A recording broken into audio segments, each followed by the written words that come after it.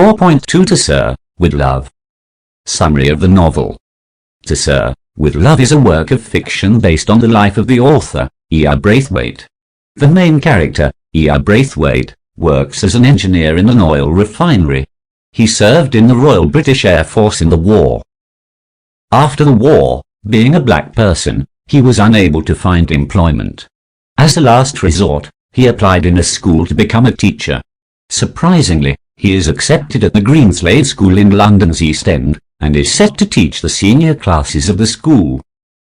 While reading the novel, we have to understand that the time period in which the story takes place is very important. Braithwaite finds that even though he considers himself British and has served in the Royal Air Force, the English do not consider him to be one of them. This leads Braithwaite to feel bitter about the English and colonialism, as well as about his white students. Braithwaite's teaching position starts out roughly and is embarrassed time and again. He considers his students disrespectful, ill-mannered and mischievous, while his students consider him to be an arrogant outsider, unfamiliar with the social environment in which they have grown up. The students harass him from day one, slamming their desks during his lecture, using foul language, and bullying him to a great extent. Even the girl students do not spare a moment to harass Braithwaite. In a reaction to that, Braithwaite verbally scolds the girls for acting in an unladylike manner and being unruly in the class. When he understands that his outburst has not gained him any respect and cooperation from the students, he changes his teaching and handling tactics, and he decides to interact with them as though they are adults and respectable persons. He requires every girl be referred to as Miss and that his students call him Sir. At first, the students find this level of deference ridiculous and unnecessary. However, they come around after only a few weeks, completely changing both their hygiene and their attitudes towards one another. This marks the success of Braithwaite in handling the students in a very amicable way. To increase the class cultural exposure, he takes them on field trips and excursions to museums and theatres. To everyone's surprise, many of the students have never been. A white female teacher, Gillian Blanchard, accompanied. To increase the class cultural exposure, he takes them on field trips and excursions to museums and theatres. To everyone's surprise, many of the students have never been. A white female teacher, Gillian Blanchard, accompanies the class on these excursions. This marks the beginning of a friendship between Blanchard and Braithwaite. Similarly, Braithwaite's relationship with his students is tested many a times. Although his students frequently disappoint and hurt him, he learns to forgive them. The students constantly surprise him with their maturity, empathy and knowledge. Another facet of the story which greatly affects its narrative lies is the heavy history of colonialism, its dark consequences, mental and physical trauma that increases Braithwaite's hatred and wrath for British. He constantly feels the prejudicial effects of colonialism while living in England after World War II, and these negative experiences frequently shape his thoughts and actions. Braithwaite is surprised and shocked by the conditions in which these students live, and also the physical trauma of the war that can be seen throughout his teaching environment. Theme of the novel. Students-teacher relationship, prejudice and racism are the major themes of the novel. Braithwaite gets a job of a teacher in a rather rough and notorious school. He finds that the students belong to a background that is not suitable for learning and their overall development and progress. He notices that the students are in no mood to change their attitude and behavior. Braithwaite, with his novel and creative ideas, innovative techniques, and understanding the students' psychology, ultimately wins their hearts in no time. Though he was bullied, harassed, mentally and physically tortured many times, he didn't lose his patience and continued implementing his novel ideas and techniques that helped him to bring a significant change in his students' lives.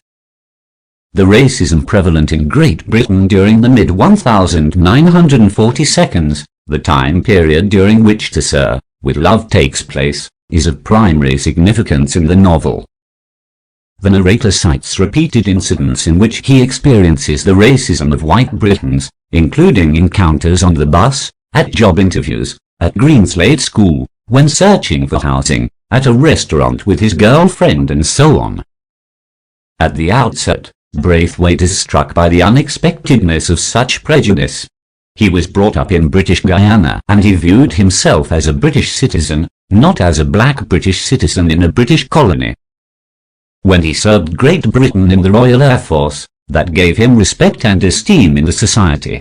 The day he left the job, he finds himself to be an outsider. Braithwaite's extensive experience and education was of no use in job interviews, where he is informed that the job has already been filled or he is overqualified for it. This heightens Braithwaite's sense of betrayal for the British. Interestingly, he never lashes out physically, and only rarely does he do so verbally. He exhibits patient endurance at times, and at others he describes the way the rage inside him is transforming into hatred so strong that he desires to hurt those who treat him unfairly. As a result of such experiences, Braithwaite finds the students at the Greenslade School to be a bit notorious and rough in behavior, but with proper care and treatment, all the students would surely achieve success and desired goals in their lives. Synopsis of the extract. In this extract, Braithwaite recounts the half-yearly report of the Students' Council, in which the students of the school report to the faculty and other students on what they have been studying thus far. Braithwaite's class representatives speak knowledgeably about their coursework and place a considerable amount of emphasis on how much they have learned about different people, cultures, customs, and the importance of international and interracial cooperation. Miss Joseph and Denham, both students of Braithwaite's class, preside over the meeting. At the outset, Mr. Florian, the headmaster, addresses the meeting with a lengthy, but well-received presentation.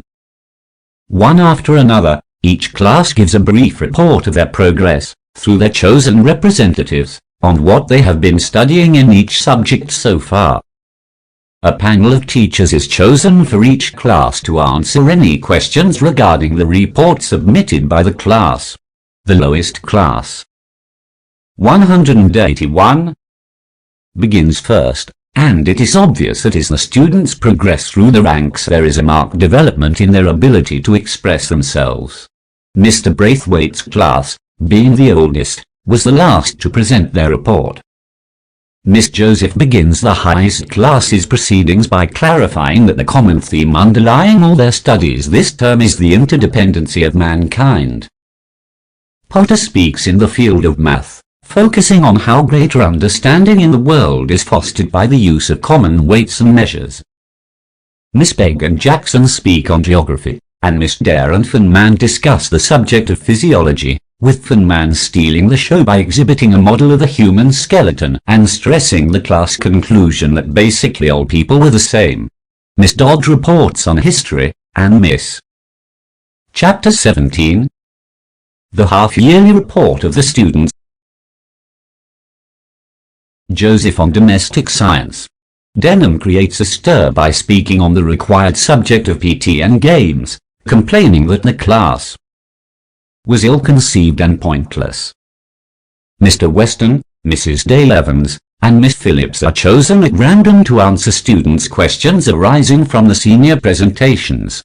When Denham pursues his inquiry on the necessity of requiring all students to take PT, Mr. Weston responds quite ridiculously, trying to bluster his way out of the subject, and offering no coherent argument.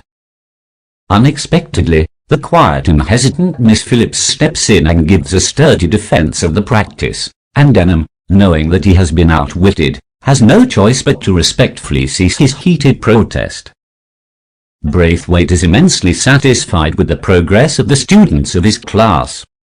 To Sir, with love. Chapter 17. The half-yearly report of the Students' Council was on November the 15th, and was one of the important days in the calendar of Greenslade School.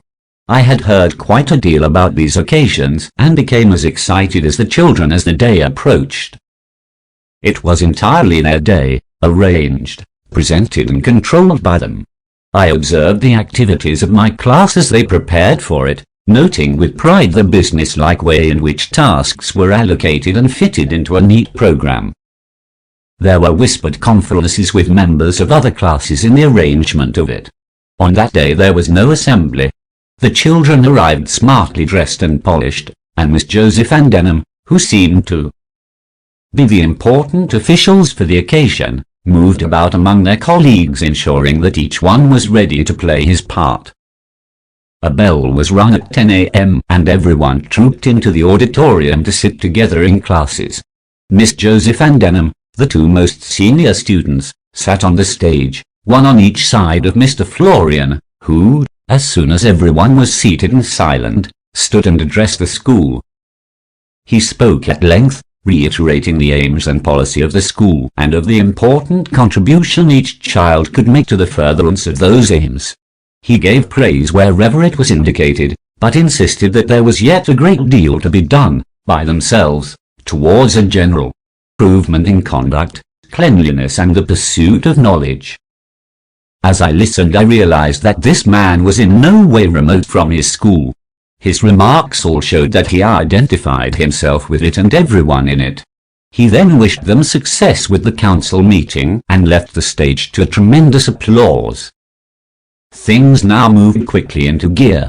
First, Miss Joseph stood up and gave a short explanation of the council's purpose and its activities.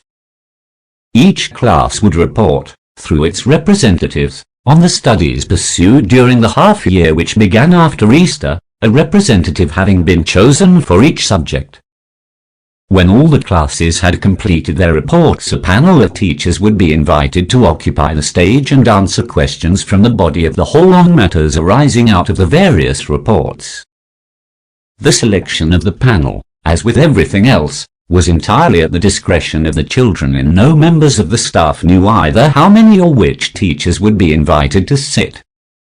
The reports began with the lowest or youngest class first.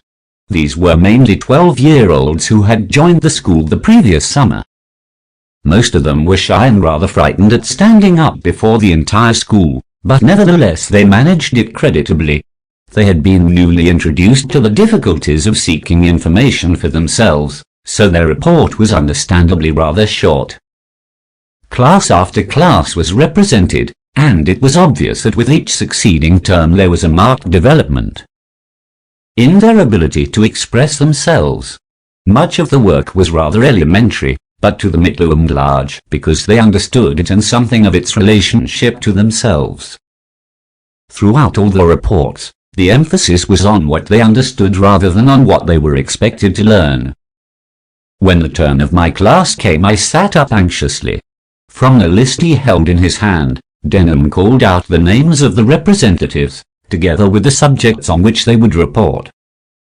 Potter, Arithmetic Piano, Nature Study Miss Began Jackson, Geography Mrs. Derry and Funman, Physiology Miss Dodd, History Denham, PT and Games Miss Joseph, Domestic Science. I felt terribly pleased and proud to see the confident courtesy with which Denham used the term Miss in addressing each of the senior girls.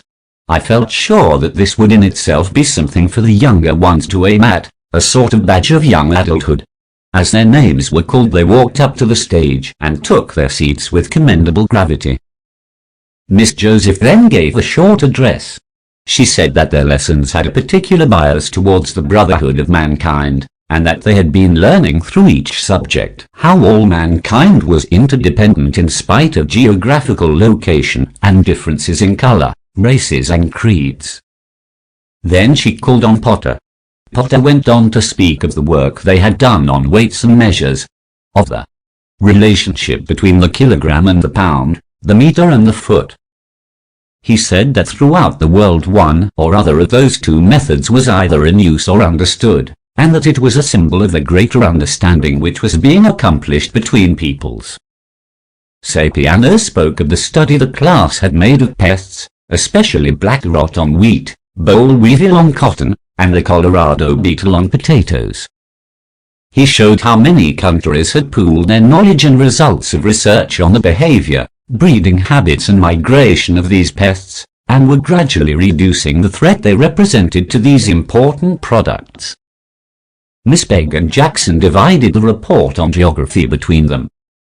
Jackson spoke first on the distribution of mineral deposits and vegetable produce over the surface, how a country rich in one was often deficient in the other, and of the interchange and interdependence which inevitably followed. Miss Begg dealt with human relationships, stressing the problems facing the post-war world for feeding, clothing and housing its populations. She also made a reference to the thousands of refugees, stateless and unwanted, and to the efforts and programs of UNICEF. The man as usual had a trump card up his sleeve. When caught he made a signal to someone off stage, and Welsh and Allison appeared bearing a skeleton between them, together with a sort of gallows. When this arrangement had been set up, there was the skeleton hanging from a hook screwed into the top of its skull, gently revolving at the end of a cord. This was somewhat in the nature of comic relief, and the school showed its approval by laughing uproariously. But levity soon evaporated when the man began to speak. His voice was clear and precise, and he had a strong sense of the dramatic. Calmly he told them that it was a female skeleton. That was a fact and could easily be proved.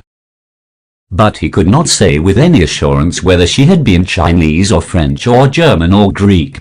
Nor could he say if she had been brown or white or a mixture of both. And from that, he said, the class had concluded that basically all people were the same. The trimmings might be different, but the foundations were all laid out according to the same blueprint. For man was wonderful. He had the meeting out of his hand. Miss Dare's contribution was something of an anticlimax after the man's performance, and she seemed to realize it. She spoke about the problems which all humanity has to face in terms of sickness and disease, and of the advantages gained by interchange of knowledge, advice and assistance. Miss Dodd reported on the period of history the class had studied, the Reformation in England. She told of the struggles of men of independent spirit against clerical domination and of their efforts to break from established religious traditions. From those early beginnings gradually grew the idea of tolerance for the beliefs and cultures of others, and the now common interest in trying to study and understand those cultures. Denham's report was a bit of a shock. He severely criticized the general pattern of PT and games, emphasizing the serious limitations of space obtaining and the effect of that limitation on their games activities. He complained that the PT was ill-conceived and pointless, and the routine monotonous. He could see no advantage in doing it. A jolly good game was far better. Apparently he was voicing the opinions of all the boys, for they cheered him loudly. When the reports were over, Denham called 2 children at random from the audience and asked them to write the name of each teacher, including the head, on a slip of paper. These slips were folded and placed in a hat, juggled vigorously, and then withdrawn one by one. The names were called Mr. Weston, Mrs. Dale Evans, Miss Phillips Denham and Miss Josie fled the others off the stage and the teachers took their seats, Weston big and bushily untidy between the 2 women. Then the questioning began. I believe I would have gone a long way to see what followed. It was an experience which I shall not easily forget. The questions were mostly from the 2 top classes, probably because the young children were either too timid or too uninformed to formulate their questions. The teachers had no briefing, and were often caught out stammering in their indecision. But here again, I received a big surprise. The frilly, seemingly brainless Miss Uphemia Phillips proved to be the coolest and best informed of the 3. She dealt with questions put to her with candor and authority, and would often intervene skillfully to assist one of the others without causing embarrassment. Weston cut a very ridiculous figure in the face of Denham's blunt criticisms. And for man's adroit questioning, he found himself completely nonplussed and tried to bluster his way out with a show of offended dignity. He could not effectively support the PT exercises, for which he was partly responsible, as having any definite physical advantage. Denham was a trained boxer, and insisted that such exercises were only advantageous if practiced daily and for more sustained periods. PT twice weekly for 20 minutes was a waste of time, he asserted.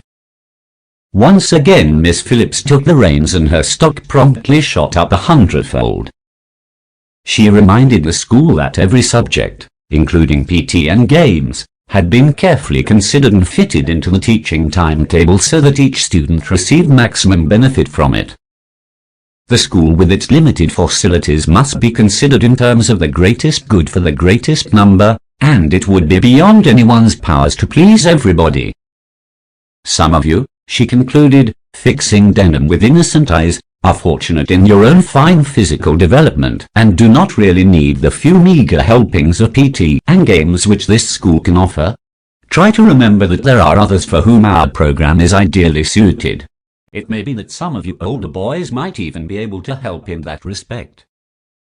Denham was not to be put off by these sugary remarks, and rose in reply. Then why do we have to do PT? Why don't they take only the kids who need it? The rest of us can have a game of football or something, instead of doing a lot of daft things that's no good to us. This was a poser, but she came right back at him, her baby blue eyes twinkling in her delight at this crossing of staves. Let's say it is as much an exercise of the mind as it is of the body, Denham. The whole timetable in this school is meant to help you in the world after you leave here, and doing what you are told in spite of not liking it is part of the training. I feel sure that you will see the point in that. That stopped him. Poor Denham knew that he'd been outwitted, but he could do nothing about it and sat looking rather rueful, while Miss Phillips' smile broadened. This frilly, innocent-looking puss had gobbled her canary without leaving the tiniest feather. I began to understand how it was that so slight a creature could cope so effectively with her class. Soon after this, as the morning ended, the head went on to the stage and closed the proceedings, expressing his pride in all the children and his deep appreciation of their efforts. Braithwaite,